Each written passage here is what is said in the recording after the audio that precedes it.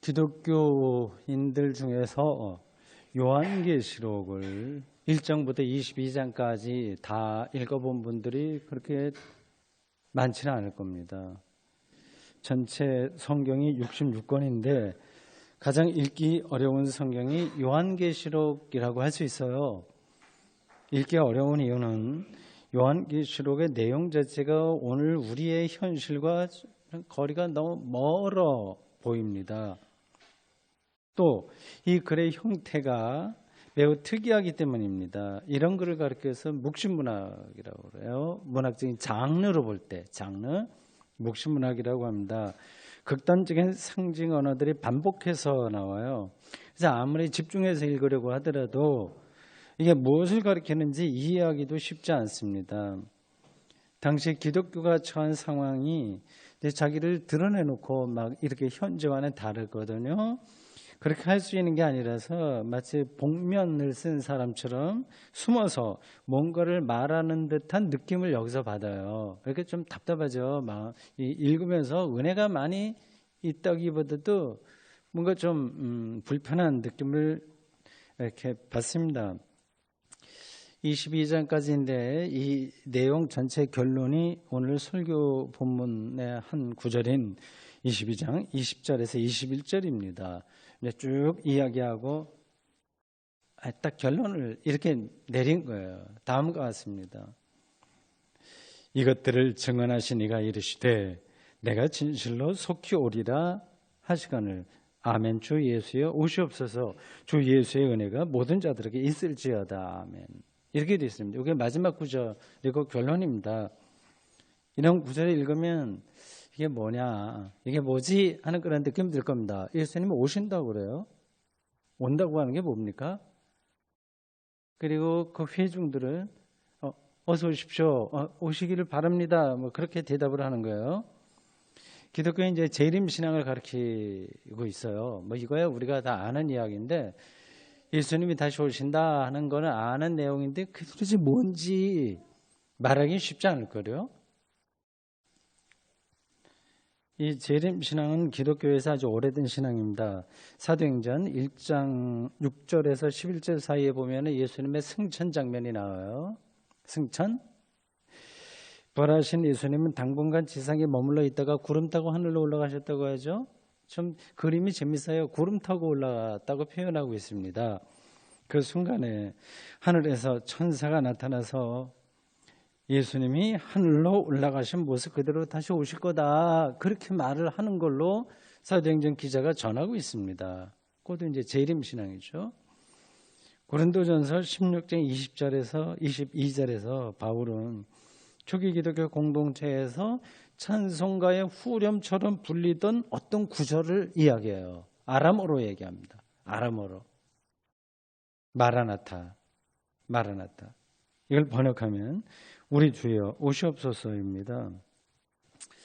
기독교 신앙 2000년 역사에서 가장 중요한 신앙 고백이 사도신경이죠. 사도신경. 거기에도 예수님의 재림은 정확하게 나옵니다. 하늘에 오르시어 전능하신 아버지 하나님 우편에 앉아 계시다가 거기로부터 살아있는 자와 죽은 자를 심판하러 오십니다. 이따가 우리가 사도신경 고백할 때 같이 말할 때 나올 그런 내용입니다. 예수님이 다시 오신다고 하는 이 재림신앙은 현대 기독교인들에게 좀 곤혹스러운 주제입니다.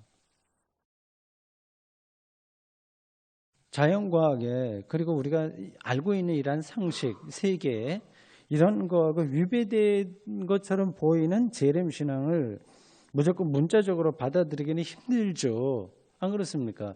예수님이 진짜 구름 타고 오신다고 이걸 우리가 믿을 수는 없잖아요. 그대로 믿기 힘들잖아요.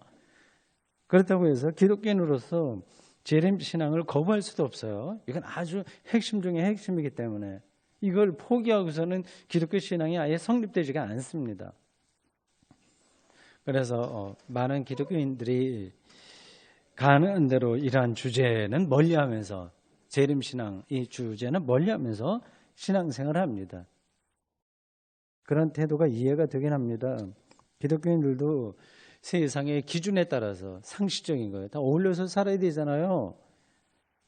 그런 세상살이를 해야 되기 때문에 거기 또 바쁘기도 하고요.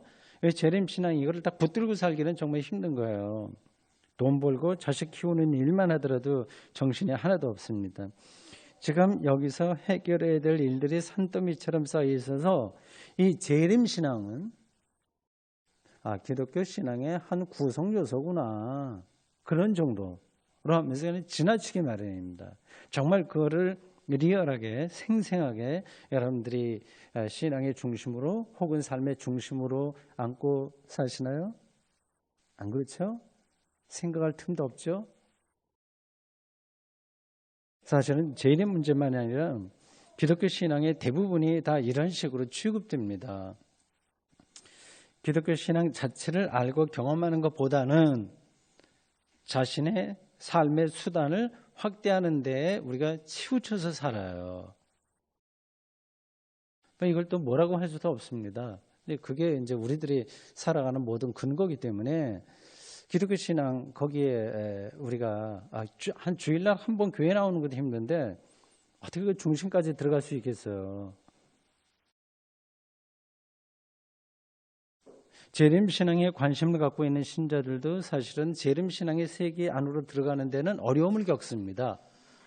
보통 우리 언제 그랬죠? 그 다미성교회 이제 그 사람들도 재림을 가장 중요한 거로 휴거 받는다 얘기했는데 그들도 사실은 재림신앙을 잘 모르고 이제 그렇게 하는 거거든요. 그러니까 재림, 종말 이것에 대한 관심이 있는 신자, 진지한 신자라고 하더라도 재림신앙의 세계 안으로 들어가는 데는 어려움을 겪습니다. 두 가지 점에서 그래요. 하나는 재림의 내용입니다. 성경은 그것을 자세하게 말하지 않아요. 사도행전에 구름 타고 오신다고 말했지만 아까 우리가 말한 대로 그걸 문자적으로 받아들일 수는 없습니다. 손오공처럼 구름 타고 오신다? 이건 그냥 만화같이는 모르지만 우리가 이 세계를 두 눈 똑바로 뜨고 사는 사람에게는 잘 말이 안 되는 얘기예요. 그렇다면 초림 때처럼 여자의 몸을 통해서 태어나는 방식으로 예수님이 재림하실까요? 많은 사이비 교주들이 그런 방식으로 설명합니다. 여자의 몸에서 태어났다. 이제 재림주도 그런다. 그러니까 자기가 그렇다. 그런 식입니다. 재림의 내용도 좀 어려워서 이게 뭔지 손에 안 잡혀서 따라가기 힘듭니다. 다른 하나는 재림의 시기예요. 초기 기독교인들은 자신들이 살고 있을 때 예수님이 재림하실 거라는 생각을 한 사람들이 제법 많았습니다. 그런 흔적이 많이 나와요. 그런데 2000년이 지난 지금까지 재림이 일어나지 않았어요. 어떤 약간 정통이 아닌 기독교단은 이미 재림했다 뭐 그런 얘기도 하긴 합니다만은 정통 기독교에서는 예수님의 재림이 아직 일어났다고 말하지 않습니다. 앞으로 언제 재림이 일어날지도 알 수 없습니다. 내용 면에서도 그렇고요. 시기에서도 마찬가지로 재림 신앙을 아무리 중요하게 생각하는 신자라고 하더라도 그 세계 안으로 들어가기 쉽지 않습니다. 오늘 저는 그 쉽지 않은 주제를 여러분들에게 설교해야 됩니다. 제 설명에 귀를 한번 좀 잠시 기울여 주십시오. 우선 오늘 본문에 나온 문장을 정리해서 읽어야 됩니다. 20절은 두 문장으로 되어 있어요. 하나는 예수님이 이렇게 말씀하신 겁니다. 내가 진실로 속히 오리라. 그게 하나 있고 또 하나는 회중들의 화답이에요. 아멘 주 예수여 오시옵소서예요. 사실 이 두 번째 문장이 실제 이야기예요. 두 번째가 회중들이 그렇게 고백한 거예요. 그러니까 초기 기독교인들이 예수님의 재림을 고대했다고 하는 게 그게 오리지널이고요. 그 모든 이야기의 뿌리이고 속히 오겠다고 하는 예수님의 말씀은 그것을 따라오는 거예요. 일종의 변형이라고 할 수 있습니다. 이제 variation이라고 할 수 있어요. 표현이 정확하지는 않은데 무슨 말씀인지 여러분들이 이해하실 겁니다. 재림신앙의 핵심은 예수님이 내가 오겠다 이제 그 말이 있는 게 아니라 초기 기독교인들이 무엇을 근거로 무슨 이유로 예수님이 재림할 것을 기대했는지를 아는 겁니다. 기독교 신앙은 어느 하루 이틀에 탁 완성된 게 아니라 오랜 시간을 두고 점진적으로 어떤 신앙적인 요청 앞에서 나온 거예요. 다 그렇습니다. 어떤 근거가 있어서 초기 기독교인들이 예수님 오신다, 마라나타 오십시오 이렇게 한 건지 를 알아야지 무턱대고 예수님이 재림한다거나 예수님이 그렇게 말씀하셨으니까 그대로 믿는다고 말하면 좀 곤란하죠. 이 재림신앙 이것은 다음에 두 가지 사실이 충돌하는 데서 나왔습니다. 하나는 기독교인들이 예수님의 부활을 통해서 절대 생명을 경험했다는 사실입니다. 이제 그게 사실 더 중요한 거죠. 이게 우리가 여전히 지금도 신앙생활하고 있는 핵심 요소입니다. 예수님을 통해서 그들은 그 어떤 것으로도 보충될 필요가 없는 절대 생명을 경험한 거예요. 그런데 그들이 살아가고 있는 이 현실은 여전히 죄와 죽음의 질서에서 벗어나지 못한 거예요. 이 두 사실이 충돌하는 거예요. 절대 생명을 경험했는데 이 세상은 전혀 그렇지 않거든요. 엉망이거든요. 이 세계가 돌아가는 게. 초기 기독교인들은 이 세상에 그 어떤 힘으로도 손상받지 않는 절대 생명을 예수 그리스도에게서 경험했습니다. 그 어떤 것으로 보충될 필요가 없는 참된 만족과 기쁨과 해방과 평화를 경험했습니다.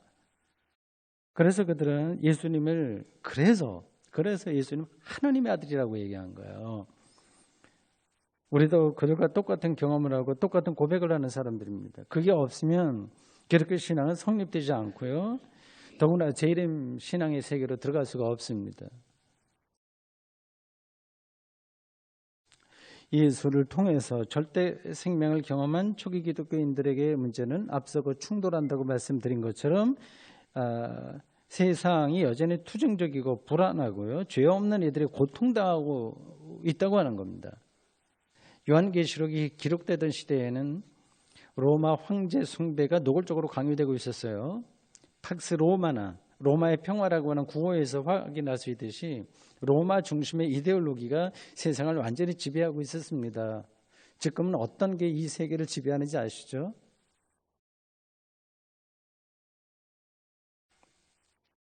예수 믿는 사람들은 그 당시에 여러 가지 불이익을 받았을 뿐만 아니라 경우에 따라서는 순교를 당하기도 했습니다. 상황이 절망적이어서요. 하나님의 뜻대로 살려고 이렇게 투명한 영혼을 가지고 있는 사람들은 지금도 그런 절망을 느낄 거려. 안 느끼나요? 이런 상황에서 초기 기독교인들은 부활의 예수가 다시 오셔서 세상의 생명을 완성하신다고 믿을 수밖에 없었어요. 다른 길이 없는 거예요. 그럴 때만 부활의 예수가 메시아, 즉 구원자라고 하는 사실, 그러한 통찰과 경험과 그런 인식, 그런 거하고 이 세상이 여전히 교활하고 비굴하다고 하는 사실의 모순이 해소되기 때문입니다. 그런 재림신앙 없으면 버텨낼 수가 없었던 거예요.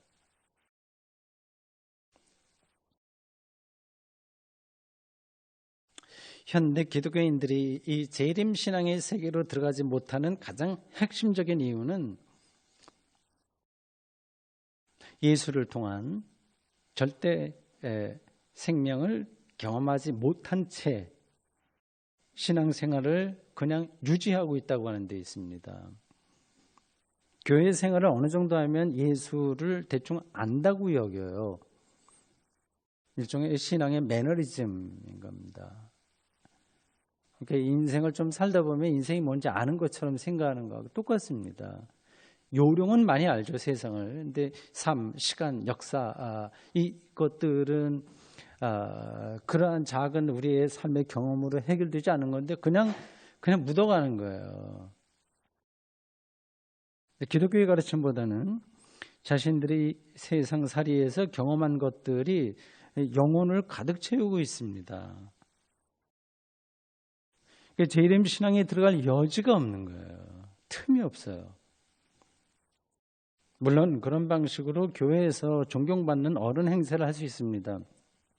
그렇게 흘러가는 거예요. 여러분 주변에서 이 신앙의 본질에 대한 이야기를 나눌 수 있는 사람들이 얼마나 되는지 손꼽아 보십시오. 가족 중에 있는지, 친구들 중에 있는지, 아니면 모이면, 가족들이 모이면 믿는 사람들이 모였을 때 신앙 얘기를 하는지 안 하는지 한번 생각해 보십시오. 그런 사람들이 얼마나 되는지 보십시오. 예수 믿고 의로워진다고 하는 게 무슨 뜻인지 알고 싶잖아요. 말은 들었지만 잘 안 되잖아요. 하나님 나라와 의를 구하기보다는 먹고 마시고 입는 일에만 마음을 쓰고 사는 게 무엇일까에 대해서 예수 믿는 가족들이 진지하게 고민하고 있는지요. 부활 경험이 실제로 무엇인지 등등에 대한 이야기를 진솔하게 나누는 기회가 별로 없을 겁니다. 대개는 모이면 그렇고 그런 사람 이야기에 머물러 있어요. 물론 사람 이야기도 해야죠. 교회 다니면서도 사람 이야기도 해야 되지만 교회 다니면서도 기독교 신앙 자체에는 관심이 없다고 하는 게 그러한 근본 문제입니다. 그럭저럭 교회에 다니다가 기독교 신앙의 요체를 경험하지 못한 채 죽음을 맞이해야 할 겁니다. 이와 달리 아멘 주 예수여 오시옵소서라고 노래한 그리고 기도한 초기 기독교인들은 자신의 전체 실존으로 예수의 생명을 경험한 거예요.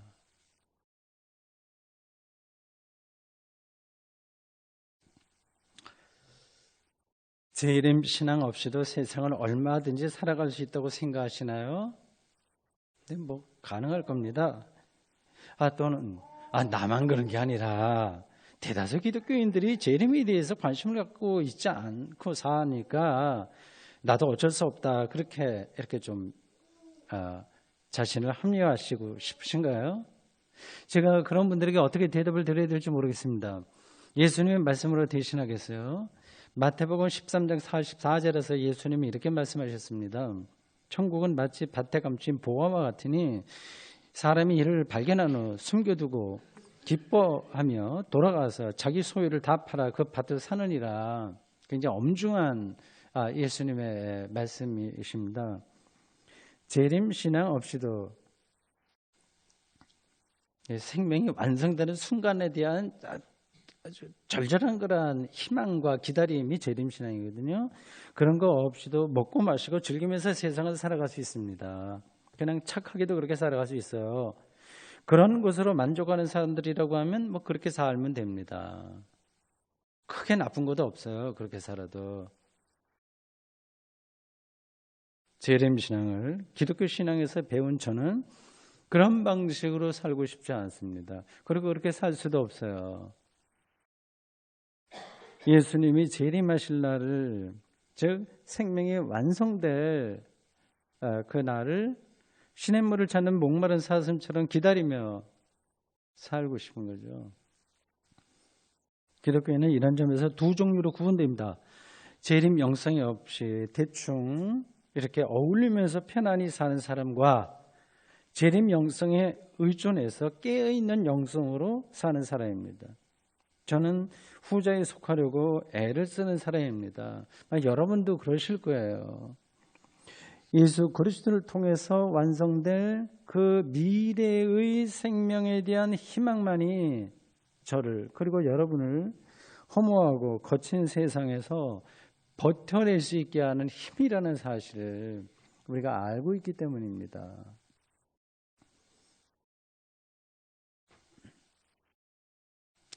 다음과 같은 질문을 하고 싶은 분이 계실 겁니다. 제가 여러분들 마음을 이렇게 미리 내다보면서 이 성경에 어떤 대답을 하는가 그걸 이제 가이드하는 거예요.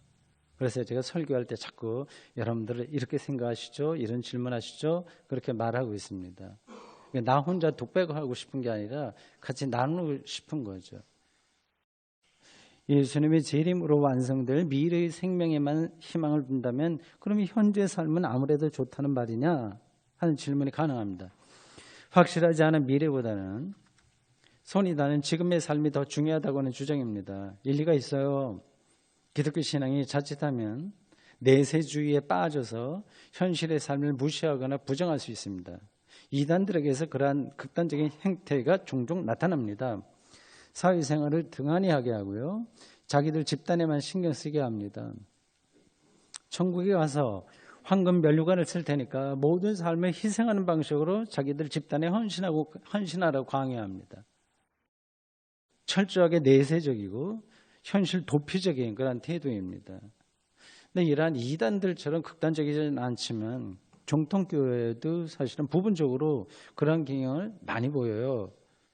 교회는 하나님 나라에만 희망을 두니까 정치나 사회 문제에 대해서 관심을 두지 말라. 그냥 기도하면 된다. 충분하다. 그런 식입니다. 결국 현재의 삶은 의미가 축소되고 내세만이 지배적으로 나타납니다. 이러한 내세주의는 재림신앙의 왜곡인 거예요.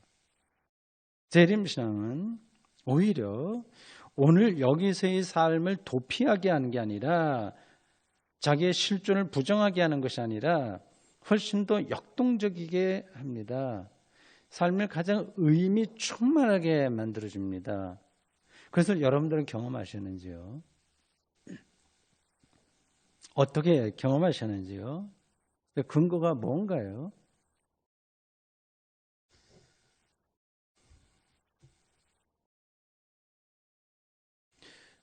제가 지금부터 말씀드릴 요 한 패러그래프, 제가 설교문을 이제 하나하나 다 쓰거든요. 근데 지금 한쪽 반 정도 남았습니다. 근데 한 패러그래프, 요 대목을 제가 할까 말까 하다가 좀 망설였어요. 이게 약간 까다롭기 때문에. 그래서 그냥 지나갈까 하다가 그래도 해야 되겠다 싶어서 하는 겁니다. 잘 귀를 기울여 보십시오. 근데 왜 이제 기독교 신앙의 그 재림 신앙이 우리 현재 삶을 역동적이고 의미 충만하게 하냐, 그거를 말하려고 하는 겁니다.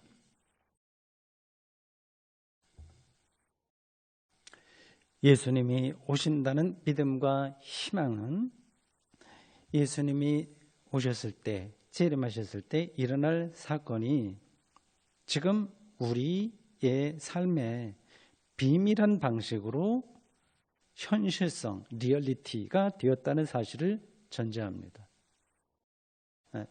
그 완성된 생명이 비밀한 방식으로 이미 우리의 삶의 현실에 리얼리티가 되었다고 하는 사실을 전제합니다. 이 사실을 실제로 느끼지 못하면 이런 재림신앙에 대한 기독교의 가르침은 선한 거짓말에 떨어지는 거예요. 값싼 위로에 떨어집니다.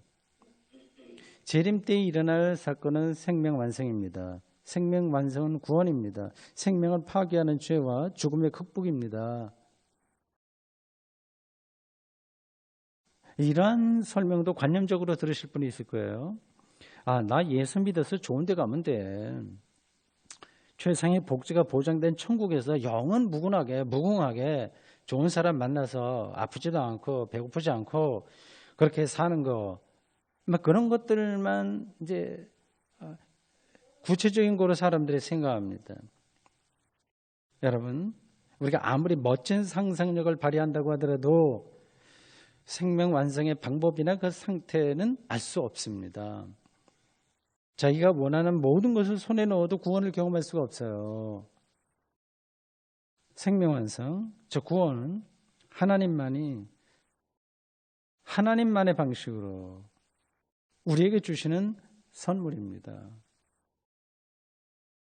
기독교인들은 예수님을 믿음으로써 하나님의 생명을 약속으로 받은 사람들입니다.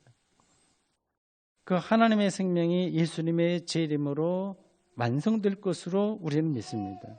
따라서 우리는 예수님의 재림을 고대할 수밖에 없습니다. 여기서 중요한 것은 예수님이 다시 오심으로 완성될 그 절대 생명이 오늘 여기에 비밀한 방식으로 리얼리티가 되었다고 하는 사실입니다. 그 재림은 단순한 미래가 아니라 비밀한 방식으로 현재 사건인 거예요. 그것을 붙들고 우리는 죄와 죽음의 기운이 여전히 기세를 부리는 이 세상을 뚫고 나갑니다. 초기 기독교인들이 로마 황제 숭배라고 하는 이 어두운 시절을 뚫고 나가는 것하고 똑같습니다.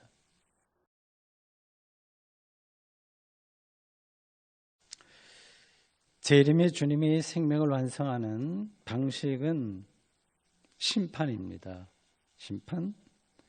사도신경의 그 구절을 다시 보십시오. 이래요. 거기로부터 살아있는 자와 죽은 자를 심판하러 오십니다. 심판이 생명 완성이라고 하는 거예요. 사람들은 심판이라고 하는 말을 불편하게 여겨요. 기독교인들도 심판받는다고 하는 사실을 두려워합니다.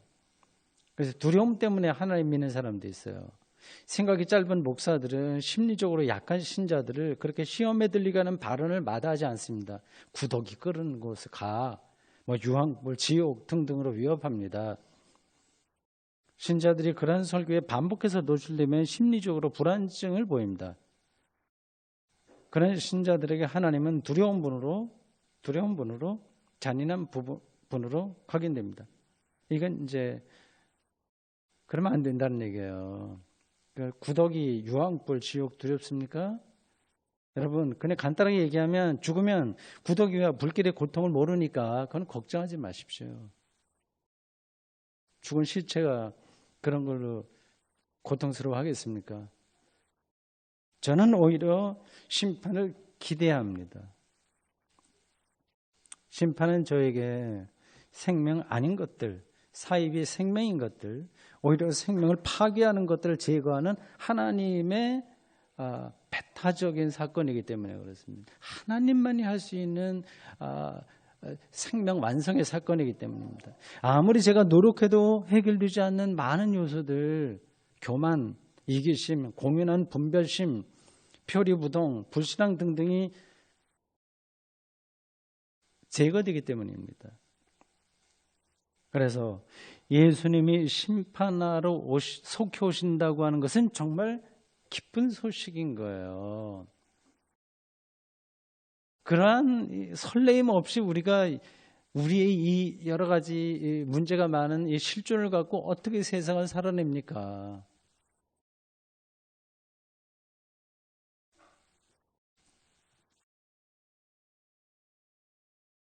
주님의 오심을 기뻐하는 이유는 이 심판이요. 심판의 생명 완성이기 때문에 기쁨이기도 하고, 또 하나는 심판의 기준이 예수 그리스도이기 때문입니다. 만약에 윤리 도덕적인 기준으로 심판받는다면 우리 모두는 다 구원에서 멀어질 겁니다. 이 말씀을 부도덕하게 살아도 예수 믿기만 하면 생명을 얻는다는 뜻으로 받아들이진 않겠죠.